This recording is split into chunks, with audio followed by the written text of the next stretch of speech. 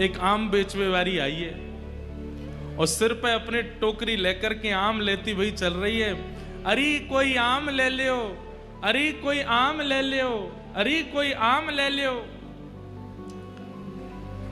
कहती भाई जब जा रही है, इतने में ही अभी 2.5 वर्ष के हैं गोपाल जी और 2.5 वर्ष के ठाकुर जी अपने कोई खिलौना ते खेल रहे हैं। यशोदा मैया दही मथ रही है और जैसे ही ठाकुर जी ने सुनी कोई आम ले लो, कोई आम ले लो, नन्हे से गोपाल जी तुरंत उठ करके गए और छम छम करते मैया के पास जाके बोले, मैया मैं आम खाऊंगा, मैं तो आम ही खाऊंगा।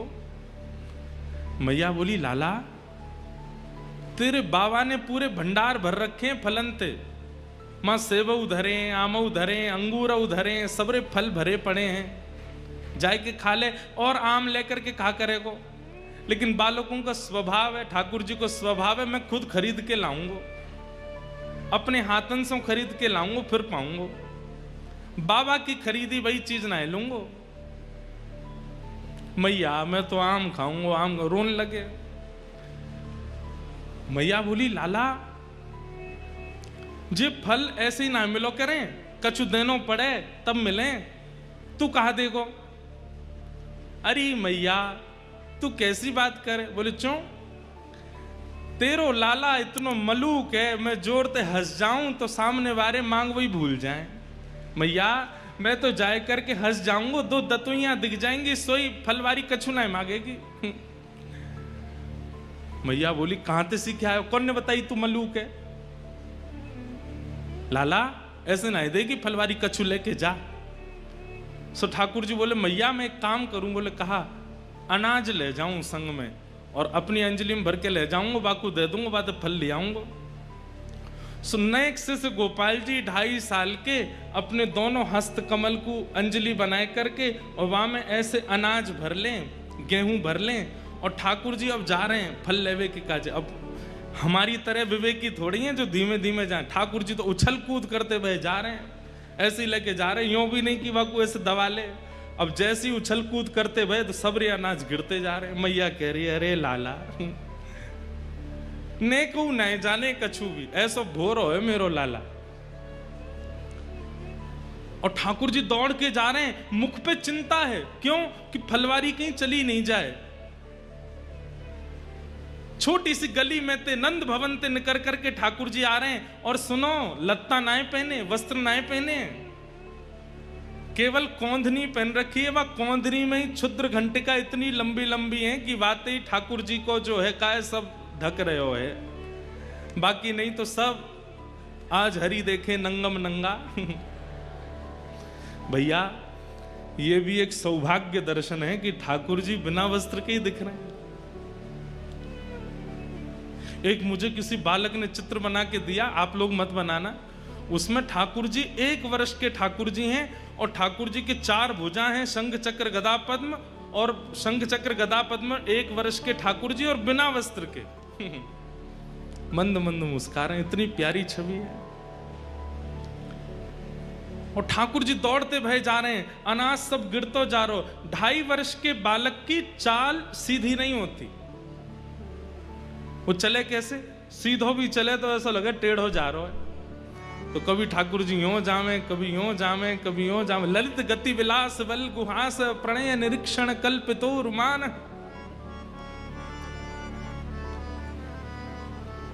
इतने में ही वो फल बेचन वाली अपने सिर पर टोकरी रखे, अरे कोई आम ले लो, कोई आम ले लो, मीठे रसीले आम ले लो।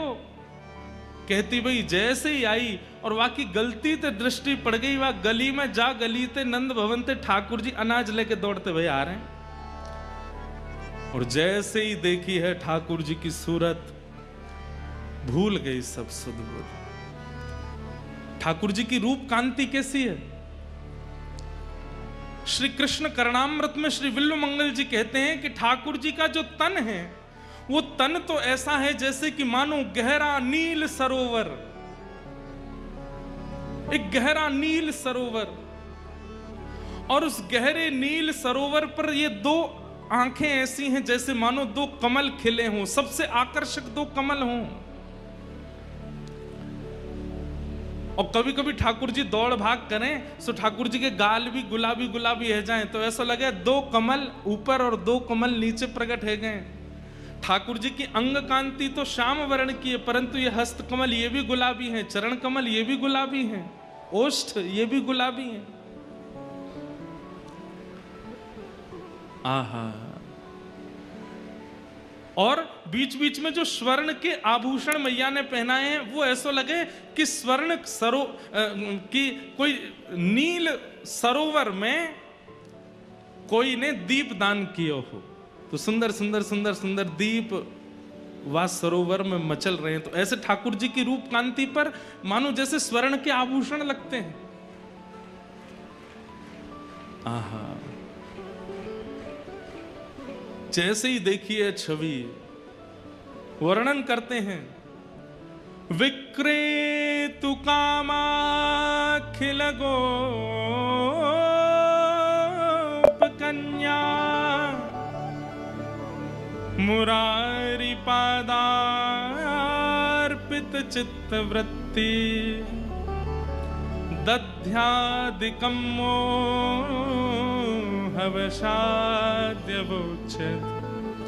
गोविंद दामोदर माधवेति। विक्रेतु कामा खिल गोप कन्या, एक गोप कन्या जो कि फल के विक्रय के लिए निकली है, लेकिन मुरारी पादार पितचित्त वृत्ति, मुरारी के श्री चरणार विंदों में जब उसने अपनी दृष्टि डाल करके देखा तो चित्त वृत्ति खो गई है। ठाकुर जी वाके सामने आकर के खड़े है गए, अरे सुनो गोपी, मधुर स्वर जैसे कान में गए उसके सिर से तो टोकरी गिरने वाली है, जैसे तैसे संभालती है। कहो लालन मोकू आम दे दो। गोपी नीचे बैठ गई और जैसे टोकरी बगल में रख करके बोली, अच्छा आम चाहिए? बोला हाँ। पहले कछु देनो पड़ेगा तब आम मिलेंगे। ठाकुर जी बोले हाँ मैं लेके आया हूं। और जैसी अंजलि आगे करी सबरे अनाज गिर गए, एक अन्न को दानो पड़ो बस। ठाकुर जी कह रहे जे बच्चो है। अरे सबरे गोपी गिर गए रास्ता में, अब तुम याते जितनो मिल जाए उतनो दे दो। एक अन्न को दानो है और बाकू ठाकुर जी कह रहे हैं कि याते जितनो मिल जाएगो आम उतने दे दो। गोपी के नेत्र सजल हो गए, वो तो मुख कांति देख रही है, ठाकुर जी की मधुर बैन सुन रही है, नेत्रों में ही उसकी स्थिति है। गोपी बोली अच्छा या के बदले जितनो मिलेगो उतनो दे दूं? बोले हाँ दे दो। गोपी ने कही लाओ दो। जैसे गोपी ने हाथ कियो, ठाकुर जी ने एक अन्न को दानो वा के हाथ में दियो, गोपी ने संभाल करके धर लियो। अब तो लेकर के महाराज एक आम हाथ में, दूसरो आम दूसरे हाथ में, दूसरो आम और दियो, तीसरो आम और दियो, 4-5 आम ठाकुर जी को पकड़ा दिए। ठाकुर जी ऐसे खड़े है गए, 4 आमन में ही ठाकुर जी तो भर गए, छोटे से हैं। बस गोपी इतना ही बहुत है। वो ना है तुमने जो दियो बातें तो और ज्यादा मिलेगो, लेके जानो पड़ेगो। ठाकुर जी बोले अब कैसे देगी? तो गोपी अपनी एक चुनरी उतार करके ठाकुर जी की कमर पे बांधे और वह कमर में कस के बांधी वही चुनरी में एक आम यहाँ खोस दियो, एक आगे खोस दियो, पीछे खोस दियो, ऐसे करके चारों तरफ आम खोस दिए कमर पे। आज ठाकुर जी ने आम की कोंदनी पहनी है। आम की कोंदनी पहन रखी है। वही चुनरी को नेक छोड़ बचो है तो वही हाथ पे बांध दिए, तो 1-2 आम यहां लगा दिए, दूसरी तरफ यहां पे 1-2 आम लगा दिए। चुनरी को एक छोड़ और फाड़ करके सिर पे बांधो, 2 आम यहां लगा दिए, एक आगे एक पीछे लगा दियो। ठाकुर जी बोले अब तो मैं गिर जाऊंगा, इतना भारी है गए हो। गोपी बोली अब जाओ। अब ठाकुर जी ने ऐसे आम भर रखे हैं, सिर पे भी आम लग रहे हैं, यहाँ पे आम फंसे हुए हैं, यहाँ पे आम लगे। अब ठाकुर जी जब चले तो ऐसे चल रहे हैं कोई गिर नहीं जाए। कहीं कहीं कोई आम ज्यादा दब गए हो तो वहां में ते रस निकल करके आ रहा हो, वो ठाकुर जी को स्नान करा रहा है। और ठाकुर जी ज्यों ज्यों पग बढ़ा के चलते जा रहे हैं त्यों त्यों वो गोपी निहाल लेती जा रही है। मन में इच्छा है रही है कि ये जाए ना, ऐसे ही देखत रहूं तो मैं जन्म सफल कर मानूं, मैं ऐसे ही देखती रहूं इनको।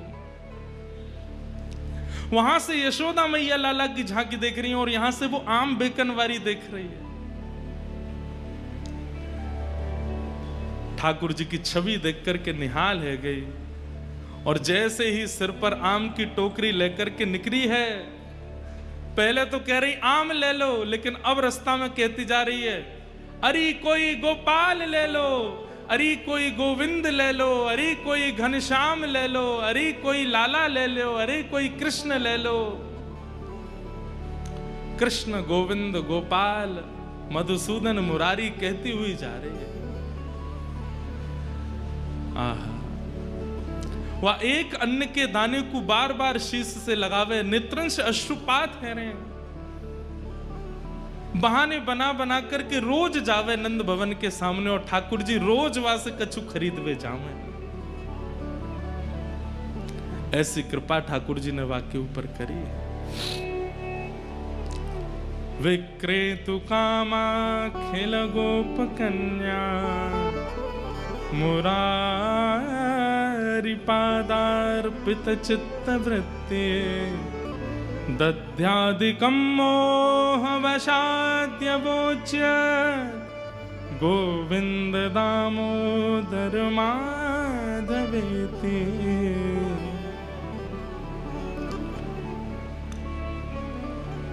ऐसी वो आम बेचन वाली रोज आवे, वो ठाकुर जी रोज खरीदवे जामे वहां से।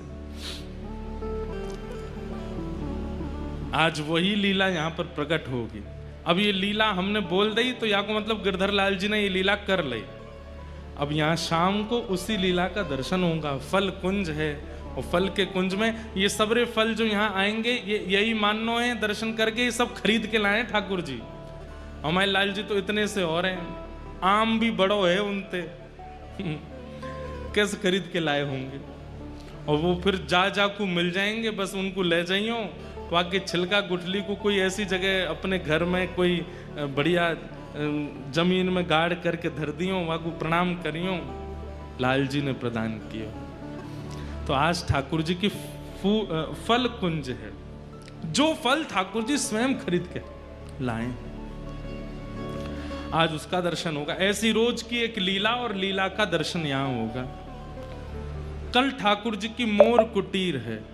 वैसे तो ये सरप्राइज रखना चाहिए कि आज क्या होगा बताओ, सरप्राइज ही रहने दें, बताएं नहीं, बता देंगे तो आप सब लोग फिर, कल तो संडे है, परसों मंडे में थोड़ी भीड़ कम नहीं है जाए कहीं। अब हम तो पता ही है, लाइव में देख लेंगे। अब बता ही नहीं रहे, अब सीधे यहीं दर्शन करियो। 2 दिन के हमने रिवील कर दिए। आज ठाकुर जी की फल कुंज है और कल मोर कुटी है। कल ठाकुर जी मोर बन करके आवेंगे। श्यामा जू के रिझवन कारण, श्री राधा जू के रिझवन कारण, लाला नए नए रूप बनावे, लाला नए नए रूप। किशोरी जी को रिझावे के लिए लाला नए नए रूप बनावे। आज कहा बनो हो कान्हा मोर बन आयो, कान्हा मोर। तो कल ठाकुर जी की मोर कुटी के दर्शन होंगे। तो नित्य यहाँ प्यारे गिरधर लाल जी का मनोरथ उत्सव होगा। शाम को कथा विश्राम करने के बाद में फिर यहाँ पर कभी हम पद गाएंगे, कभी वृंदावन के रसिक जन आ रहे हैं वो पद गाएंगे। सब लोगों का पद गायन और वो सब आनंद उत्सव बनेगा। तो इस प्रकार से उत्सव की पूरी रूपरेखा है। आप सब लोग खूब आनंद लीजिए। बस भैया ध्यान रखियो, इन 7 दिनान में कोई भी रसपक्ष आपसे चूके नहीं।